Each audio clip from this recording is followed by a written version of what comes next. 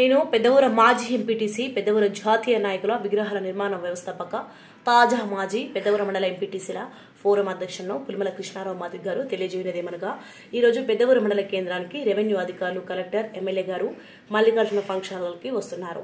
వీళ్ళందరూ కూడా దేనికి వస్తున్నారంటే భూభారతి చట్టం పేదరికం కొరకు భూముల అవకతవకల కొరకు అవగాహన కల్పించడం కొరకు మన ఊరికి వస్తున్నారు. కావున మన ఎస్సీ కాలనీ వాళ్ళమందరం కూడా అదేవిధంగా ఊర్లో ఉన్న సామాజికవాదులందరం కూడా పాల్గొని ఉన్నతాధికారులకు ఎమ్మెల్యే గారికి మన యొక్క విషయాలు మొత్తం మన ఊరికి సంబంధించిన విషయాల్ని వాళ్ళందరికీ తెలియజేయాలి. ముఖ్యంగా ఎస్సీ కాలనీకి సంబంధించిన విషయం గతంలో 1985లో మంత్రిగా ఉన్న జానారెడ్డి గారు మనకు ఒక కొత్తగా ఎస్సీ కాలనీ నిర్మించడం జరిగింది. దానికి ముందర మనకు పాత ఎస్సీ కాలనీ మెయిన్ రోడ్ మీదనే ఉండేది. ఈ ఎస్సీ కాలనీని కట్టిన తర్వాత ఓల్డ్ పాత ఎస్సీ కాలనీ ఇప్పుడు ప్రస్తుతానికి కొన్ని ఇళ్లే ఉన్నవి. కొత్త ఎస్సీ కాలనీ కట్టిన తర్వాత కొంతమంది అవసరాలకు వచ్చి ఒకరి తర్వాత ఒకరు ఇళ్ల స్థలాలు కూడా రోడ్డు మీద ఉన్నటువంటి వాటిని అంత అవసరాలకు అమ్ముకోవడం జరిగింది. ఈ కొత్త ఎస్సీ కాలనీలోనే సుమారుగా 42 అంటే మనకు 410 కుటుంబాలు ఉండే ఇప్పుడు ప్రస్తుతానికి మనకు 100 నుంచి 100 పైచిలకు కుటుంబాలు అయినవి. ఇదే ఇళ్లలో ఇరుకు గదుల్లో మనం నివాసం ఉంటున్నాం. అయినను అప్పటి నుండి మన ఇళ్లకు ప్రభుత్వ పట్టాలు ఇవ్వడం లేదు. 1985 నుంచి ఇప్పటి వరకు కొంతమంది అవసరాల కొద్దీ ఆ ఇళ్లకు సంబంధించిన సెక్రటరీకి వెళ్ళి పట్వారీ దగ్గరికి వెళ్ళి ఏదో రకంగా కొన్ని సర్టిఫికేట్లు సంపాదించుకొని రిజిస్ట్రేషన్ చేయించుకొని సొంత కుటుంబాల కొద్దీ అవసరాలకు అప్పులు చేస్తున్నాయి, అమ్ముకుంటున్నాయి. అవి పట్టాలు రిజిస్ట్రేషన్ చేయించుకోవాలంటే గతంలో ఉన్న పట్వాలు సెక్రటరీ దగ్గరికి వెళ్ళి ఎంతో కొంత డబ్బులు ముట్ట చెప్పి రిజిస్ట్రేషన్ చేయించుకుంటున్నాయి. అట్లాగా అప్పో సొప్పో చేసి ఆ రకంగా రిజిస్ట్రేషన్ చేయించుకుంటుంటే అసలు లేని వాళ్ళు రిజిస్ట్రేషన్ చేయించుకోలేక ఎన్నో ఇబ్బందులు పడుతున్నారు. కాబట్టి మనం ఈ రోజు ప్రభుత్వ అధికారుల దృష్టికి తీసుకుపోయి మనం పట్టాలు తెచ్చుకునే విధంగా వాళ్ళ దృష్టికి తీసుకుపోవాలి. రెండవ విషయం, మన ఎస్సీ కాలనీ పక్కనే ఉండే చిన్నవాగు పోతుంది. చిన్నవాగు పక్కన మన తాతలు ముత్తాతలు మన కులస్తులు ఎవరు చనిపోయినా కూడా బొందలగడ్డ ఉండేది. అదే బొందలగడ్డలో మనం దహన సంస్కారాలు చేసేవాళ్ళం. కాలక్రమేణా ఆ బొందలగడ్డ పక్కన ఉన్న భూముల వాళ్ళు ఆ బొందలగడ్డం కూడా పట్టా చేయించుకొని ఈరోజు మనకి చనిపోతే కూడా బొంద పెట్టడానికి కూడా జాగలేని పరిస్థితి ఏర్పడింది. మనకు ఒక శ్మశాన వాటిక కావాలని ఈ విషయాన్ని కూడా అధికారం దృష్టికి తీసుకుపోవాలి. మనమే కాదు, భూమి లేని ప్రతి పేదవారు కూడా అన్ని క్యాస్ట్లో వాళ్ళకు కూడా పెద్దవూర మండల కేంద్రంలో శ్మశాన వాటికలు కట్టించాలని మనమందరం కలిసి అడగాల్సిన పరిస్థితి ఉంది. మూడో విషయం ఏమిటంటే ఎస్సీ వాళ్లకు మాదిగా బాయికాడ వాడికలునే పొలం 410 సర్వే నెంబర్ 411 సర్వే నెంబర్లో మన భాగస్తులందరికీ కూడా కొద్దిగా భూమి ఉండేది. ఉన్నా కూడా ఆ భూమిని మన తాతలు తండ్రులు సేద్యం చేసి మనకు జీవనాధారం కల్పించేవారు.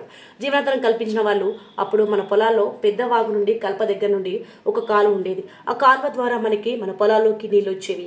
అదేవిధంగా నాగుల చెరువు కూడా అదే కదప కర్జా నుండి పెద్ద కాలువ నీళ్లతోటి నాగుల చెరువును కూడా నింపేవాళ్ళం. అదేవిధంగా చింతల చెరువు చిన్ననాటి నుండి కూడా ఒక చిన్న పిల్ల కాలువ కూడా వచ్చేది. మన పొలాల్లో మన తాత ముత్తాతల సేద్యం చేసేవాళ్ళు. ఇప్పుడు అదే పూర్తిగా ధరలు పెరగడం వల్ల ఆ కాలువల మీద ఇండ్లు కూడా నిర్మించడం జరిగింది. ఈ విషయాన్ని కూడా కలెక్టర్ దృష్టికి మనం తీసుకుపోవాలి. 4వ విషయం, అందరికీ కూడా ఊర్లో కొద్దో గొప్ప భూములు ఉండేవి.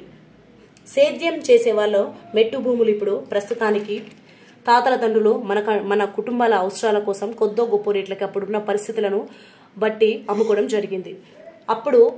ఇప్పుడు ప్రస్తుతానికి మనం సేద్యం చేస్తున్న భూములు కొద్దిగా కొంతమందికి ఉన్నాయి. అవి కూడా వాటికి కూడా పట్టాలు లేకపోవడం చాలా బాధాకరం. కొంతమందికి ఉన్నవి కానీ 4-5 కొంతమంది షేర్ చేయండి. వాళ్ళకి కాని పట్టాలో గతంలో ఉన్న అధికారాలు పంచరాయి భూముల్లో గవర్నమెంట్ మూలలో సేద్యం చేసుకునే వాళ్ళకి డబ్బులుంటేనే డబ్బులున్న వాళ్ళు డబ్బులు ఇచ్చిన వాళ్లకు పట్టాలు కల్పించారు. అప్పటి నుండి మన తాతల కాలం నుండి కూడా సేద్యం చేసుకునే భూములకు పట్టాలు లేకపోవడం, ఒకటే ఫోటో ఉండడం చాలా దారుణం. కాబట్టి ఈ విషయాలను కూడా అధికారుల దృష్టికి తీసుకుపోవచ్చు. ఎందుకంటే భూభారతి చట్టం అనేది మన ప్రభుత్వం మనలాంటి పేదలకు మన కొరకు చట్టం చేయబడింది. కావున ఈ విషయాలు వాళ్ళ దృష్టికి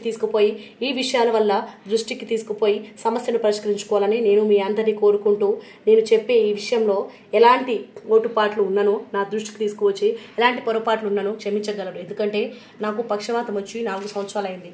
కావున నేను ఈ విషయాలను తయారు చేసేటప్పుడు వాయిస్ ద్వారా టైప్ చేస్తున్నాను. కావున నా నాలుక ఒక్కోసారి తడబడుతూ ఉంటుంది.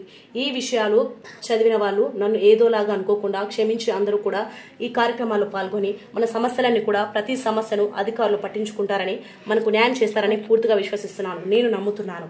నేను మీ కృష్ణారావు మాదిగను అంటూ తెలియజేయడం జరిగింది. అయితే ఇప్పుడు నేను చెప్పిన ఈ విషయాల్లో ఈ నాలుగు విషయాల్లో ఒకటి కొత్త ఎస్సీ కాలనీకి సంబంధించిన ఇళ్ల పట్టాల గురించి, 1985లో కట్టిన ఇండ్లు, ఇంకొకటి ఎస్సీల శ్మశాన వాటిక గురించి, మూడో విషయం ఊర్లో ఎస్సీ మాదిగ మడికట్లో 410, 411 సర్వే నెంబర్లలో ఉన్న భూముల గురించి, అదేవిధంగా ఇప్పుడు మనం అందరం కొన్ని పట్టాలు లేకుండా సేద్యం చేస్తున్నటువంటి భూముల గురించి, ఇనాములు కానీ బంజరాయి భూములు కానీ లావుని పట్టాలకు సంబంధించిన భూములు కానీ ఏదైనాను గవర్నమెంట్ భూములకు సంబంధించిన విషయాల గురించి ఈ 4 విషయాలను ఈ రోజు జరుగుతున్న కలెక్టర్ గారి సమావేశంలో సదస్సులో మనం అందరం కలిసి అడగాలని, సమస్యలు పరిష్కరించుకోవాలని నేను కోరుచున్నాను.